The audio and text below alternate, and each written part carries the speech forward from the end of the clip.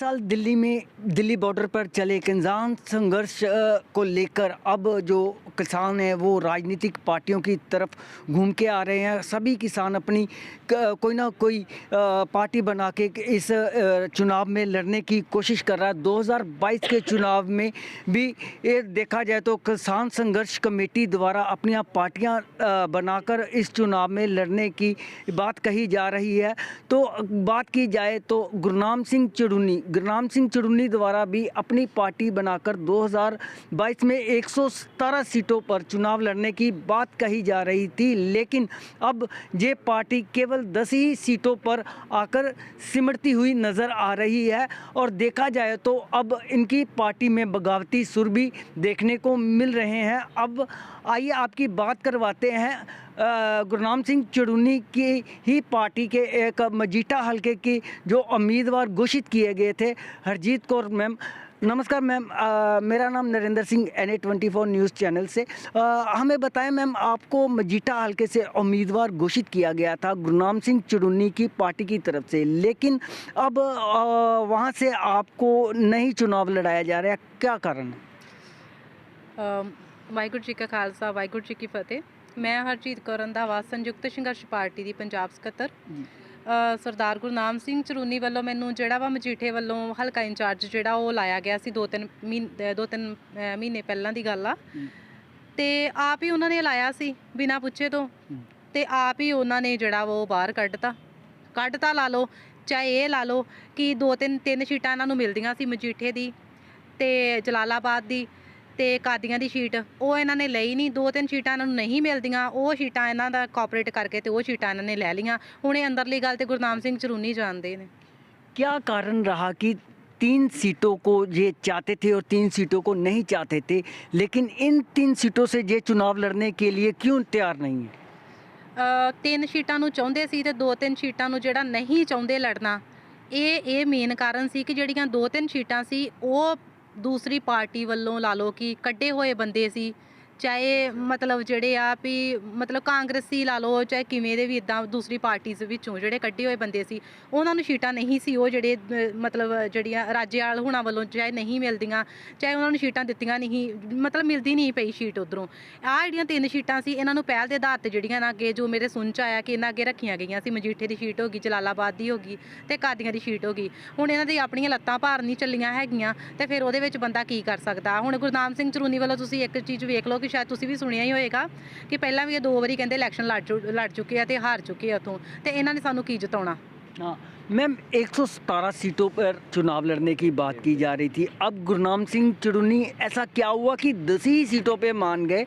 जो 117 सीटों की बात कर रहे थे, 700 से ऊपर किसानों ने शहादत प्राप्त की इस संघर्ष में, लेकिन हो सकता था कि इस 117 सीटों पर उन शहीदों के परिवार से किसी न किसी सदस्य को चुनाव लड़ाया जाए, और हो सकता था कि गुरनाम सिंह चिड़ूनी 2022 के चुनाव जीतकर बाहर भी आ जाते। तो क्यों नहीं लड़ाया जा रहा उन 700 परिवारों से गुरनाम सिंह चिड़ूनी की पार्टी की तरफ? ਗੁਰਨਾਮ ਸਿੰਘ ਚਰੂਨੀ ਦਾ ਮੇਨ ਜੋ ਮਕਸਦ ਸੀ, ਮੇਨ ਜੋ ਪਾਲਿਸੀ ਸੀ ਉਹਨਾਂ ਦੀ 32 ਜਥੇਬੰਦੀਆਂ ਨੂੰ ਫੇਲ ਕਰਨਾ, ਉਹਨਾਂ ਦੀ ਲੀਡਰਸ਼ਿਪ ਨੂੰ ਖਤਮ ਕਰਨਾ, ਉਹਨਾਂ ਦਾ ਜਿਹੜਾ ਪ੍ਰੈਸ਼ਰ ਗਰੁੱਪ ਆ ਉਹਨੂੰ ਖਤਮ ਕਰਨਾ। ਉਸ ਚੀਜ਼ ਵਿੱਚ ਜਿਹੜੇ ਗੁਰਨਾਮ ਸਿੰਘ ਚਰੂਨੀ ਜਿਹੜੇ ਉਹ ਕਾਮਯਾਬ ਆ ਇਸ ਟਾਈਮ। ਦੂਸਰੀ ਗੱਲ, 117 ਸੀਟਾਂ ਦੇ ਲੜਨ ਦਾ ਕਹਿ ਕੇ 10 ਸੀਟਾਂ ਲੈ ਲੀਆਂ। ਜਨਤਾ ਇਸ ਚੀਜ਼ ਬਾਰੇ ਨਹੀਂ ਜਾਣਦੀ ਵੀ ਇਹ ਵਾਕਈ ਉਹਨਾਂ ਦੀ ਆਮ ਜਨਤਾ ਤੋਂ ਹੀ ਲੀਡਰਸ਼ਿਪ ਬਣੀ ਸੀ, ਆਮ ਜਨਤਾ ਤੋਂ ਹੀ ਪ੍ਰੈਸ਼ਰ ਗਰੁੱਪ ਬਣਿਆ ਸੀ, ਤੇ ਆਮ ਜਨਤਾ ਤੋਂ ਹੀ ਉਹ ਪ੍ਰੈਸ਼ਰ ਗਰੁੱਪ ਜਿਹੜਾ ਉਹ ਖਤਮ ਕਰ ਦਿੱਤਾ, ਉਹਨਾਂ ਦੀ ਲੀਡਰਸ਼ਿਪ ਖਤਮ ਕਰ ਦਿੱਤੀ, ਉਹਨਾਂ ਦਾ ਨਾਮ ਜਿਹੜਾ ਉਹ ਉਹਨਾਂ ਨੂੰ ਬਿਲਕੁਲ ਖਤਮ ਕਰ ਦਿੱਤਾ। ਇਹ ਗੁਰਨਾਮ ਸਿੰਘ ਚਰੂਨੀ ਦੀ ਜਿਹੜੀ ਇੱਕ ਰਣਨੀਤੀ ਸੀ, ਇੱਕ ਪਾਲਿਸੀ ਸੀ, ਉਹਨਾਂ ਨੂੰ ਉਤਸ਼ਾਹਿਤ ਕਰਕੇ ਵੋਟਾਂ 'ਚ ਲਿਆਉਣ ਵਾਸਤੇ, ਤੇ ਆਪ 10 ਸੀਟਾਂ 'ਤੇ ਕੋਆਪਰੇਟ ਕਰ ਲੈਣਾ, ਇਹ ਕੋਈ ਸਿਆਣਪ ਥੋੜੀ ਹੈ। मैम, किसान संघर्ष जो दिल्ली बॉर्डर पर शुरू हुआ था उसमें किसानी की, मजदूरों की, हर तरह के वर्ग की बात की जा रही थी, लेकिन अब सुनने को जब आ रहा है कि किसान संघर्ष ने ये मोर्चा जीता है, किसान संघर्ष, मजदूर कहाँ गए इस पार्टी से? ਇਹ ਗੁਰਨਾਮ ਸਿੰਘ ਚਰੂਨੀ ਨੂੰ ਇਸ ਚੀਜ਼ ਬਾਰੇ ਅਸੀਂ ਜਵਾਬ ਪੁੱਛਿਆ ਸੀ ਵੀ ਮਜ਼ਦੂਰ ਨੂੰ ਤੁਸੀਂ ਅੱਗੇ ਕਿਉਂ ਨਹੀਂ ਲੈ ਕੇ ਆਉਂਦੇ? ਤੁਸੀਂ ਕਿਸਾਨ ਕਰਦੇ ਕੀ ਗੱਲ? ਮਜ਼ਦੂਰ ਮਜ਼ਦੂਰੀ ਕਰਦਾ ਨਹੀਂ ਆ, ਮਜ਼ਦੂਰ ਵੋਟ ਨਹੀਂ ਦਿੰਦਾ ਹੈਗਾ, ਮਜ਼ਦੂਰ ਕਿਸੇ ਚੀਜ਼ ਵਿੱਚ ਸ਼ਮੂਲੀਅਤ ਨਹੀਂ ਕਰਦਾ ਹੈਗਾ। ਤੇ ਗੁਰਨਾਮ ਸਿੰਘ ਚਰੂਨੀ ਦਾ ਇੱਕੋ ਹੀ ਜਵਾਬ ਸੀ ਕਿ ਮਜ਼ਦੂਰ ਨੇ ਕੀ ਸ਼ਮੂਲੀਅਤ ਕੀਤੀ ਹੈ, ਮੈਂ ਨਹੀਂ ਜਾਣਦਾ। ਤੇ ਇਹ ਚੀਜ਼ ਵੇਖੋ ਕਿੰਨੇ ਬੰਦਿਆਂ ਨੇ ਜਿਹੜੀਆਂ ਉੱਥੇ 750 ਬੰਦਾ ਸ਼ਹੀਦ ਹੋ ਗਿਆ, ਕਿੰਨੇ ਬੰਦਿਆਂ ਨੇ ਸ਼ਹੀਦੀਆਂ ਪਾਈਆਂ ਵਾ, ਕਿੰਨੇ ਬੰਦਿਆਂ ਨੇ ਜਿਹੜੀ ਆਪਣੀ ਜੌਬ ਤੋਂ ਰਿਜ਼ਾਈਨ ਦਿੱਤਾ ਵਾ, ਮਤਲਬ ਕੀ ਕੁਛ ਲੋਕਾਂ ਨੇ ਕੀਤਾ ਵਾ, ਆਮ ਲੋਕਾਂ ਨੇ। ਤੇ ਗੁਰਨਾਮ ਸਿੰਘ ਚਰੂਨੀ 10 ਸੀਟਾਂ ਵਿੱਚੋਂ ਉਹਨਾਂ ਦੀ ਇੱਕ ਦੋਵਾਂ ਦੀ ਸੀਟ ਵੀ ਨਹੀਂ ਸੀ ਬਣਦੀ ਹੈਗੀ, ਬਾਕੀਆਂ ਨੂੰ ਤਾਂ ਸੀਟ ਦੇ ਦਿੰਦੇ। ਕੀ ਗੱਲ ਗੋਲਡੀ ਮਾਨੇਪੁਰੀ ਆ ਜਿਹੜਾ ਕਾਦੀਆਂ ਤੋਂ ਪਹਿਲੇ ਐਂਟਰੀ ਕਰਾਉਣ ਵਾਲੇ, ਉਹਨਾਂ ਦੀ ਸੀਟ ਨਹੀਂ ਸੀ ਬਣਦੀ ਮੁੰਡੇ ਦੀ। ਸੋ ਇਹ ਚੀਜ਼ ਆ ਵੀ ਇਹ ਮਤਲਬ ਗੁਰਨਾਮ ਸਿੰਘ ਚਰੂਨੀ ਦੀ ਜਿਹੜੀ ਜੋ ਪਾਲਿਸੀ ਮੇਨ ਪਾਲਿਸੀ ਜਿਹੜੀ ਉਹਨਾਂ ਦੀ ਹੈਗੀ ਆ, ਪ੍ਰੈਸ਼ਰ ਗਰੁੱਪ ਨੂੰ ਖਤਮ ਕਰਨਾ, ਜਥੇਬੰਦੀਆਂ ਨੂੰ ਖਤਮ ਕਰਨਾ, ਉਹ ਚੀਜ਼ ਵਿੱਚ ਜਿਹੜਾ ਉਹ कामयाब है। आप पार्टी की फाउंडर बताई जा रहे हो कि आप पार्टी के साथ शुरू से इस संघर्ष में जुड़े हुए हो, लेकिन बीच में आके आपको ही भूल जाना, ये कैसी सियासत किसानों ने शुरू कर दी?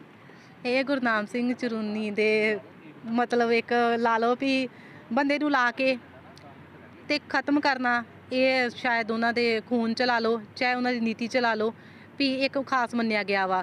ਪਹਿਲਾਂ ਇਹਨਾਂ ਨੇ ਜ਼ੋਨ ਇੰਚਾਰਜ ਲਾਏ, ਇਸ ਟਾਈਮ ਦੋ ਜ਼ੋਨ ਇੰਚਾਰਜ ਰਹੇ, ਉਹ ਵੀ ਸੀਟਾਂ ਦੇ ਕੇ ਗੁਰਨਾਮ ਸਿੰਘ ਚਰੂਨੀ ਉਹਨਾਂ ਨੂੰ ਛੁੱਟੀ ਆ। 3 ਜ਼ੋਨ ਇੰਚਾਰਜ ਜਿਹੜੇ ਉਹਨਾਂ ਨੂੰ ਭੁੱਲ ਗਏ, ਉਹਨਾਂ ਨੂੰ ਛੱਡਤਾ ਗੁਰਨਾਮ ਸਿੰਘ ਚਰੂਨੀ ਨੇ। 9 ਮੈਂਬਰੀ ਕਮੇਟੀ 11 ਮੈਂਬਰੀ ਕਮੇਟੀ ਸੀ, ਉਹਨਾਂ ਵਿੱਚ 9 ਮੈਂਬਰ ਸੀ।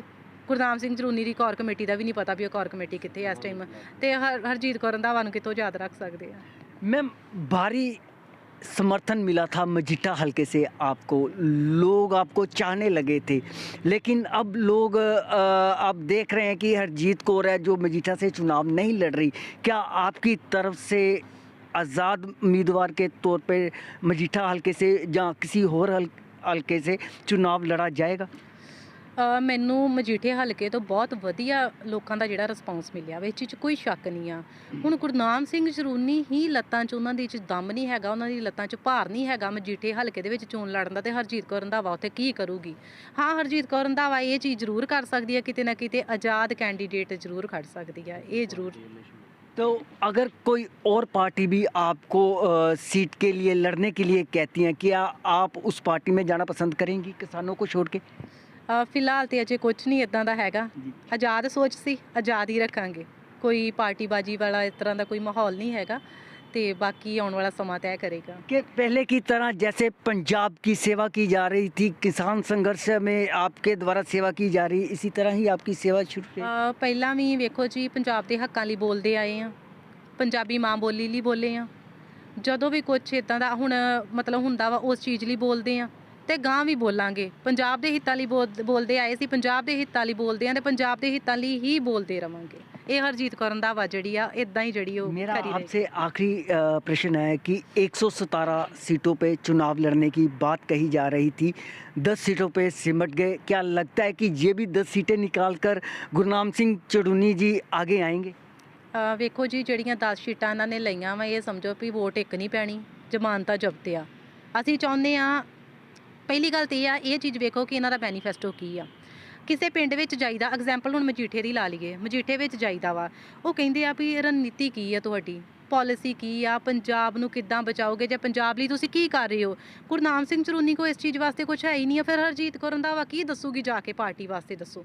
ਸੋ ਇਸ ਕਰਕੇ ਪੰਜਾਬ ਜਿਹੜੀ ਆਪਣੀ ਪਾਰਟੀ ਦੀ ਰਣਨੀਤੀ ਉਹ ਤਾਂ ਸਿੱਧੀ ਤਰ੍ਹਾਂ ਤੈਅ ਵਾ ਵੀ ਇਹਨਾਂ ਦੀ ਜਿਹੜੀ 10 ਕੈਂਡੀਡੇਟ ਆ ਉਹਨਾਂ ਦੀ ਜ਼ਮਾਨਤਾਂ ਜ਼ਬਤ, ਇੱਕ ਵੋਟ ਨਹੀਂ ਪੈਣੀ ਇਹਨਾਂ ਨੂੰ। आज हमने बात की हरजीत कौर जी से, जो मजीठा हलके से उम्मीदवार घोषित की गई थी। अब देखने को मिल रहा है जो किसान अपने संघर्ष के चलते उभर के बाहर आए थे और इनके द्वारा पार्टियां बना ली गई थी, लेकिन अब उन्हीं पार्टियों में बगावती सुर देखने को मिल रहे हैं। देखने को मिलेगा कि 20 तारीख को इन किसानों को जीत प्राप्त होगी नहीं होगी, ये लोग तय करेंगे। मनोज कुमार कैमरामैन के साथ नरेंद्र सिंह, NA 24 न्यूज़, धन्यवाद।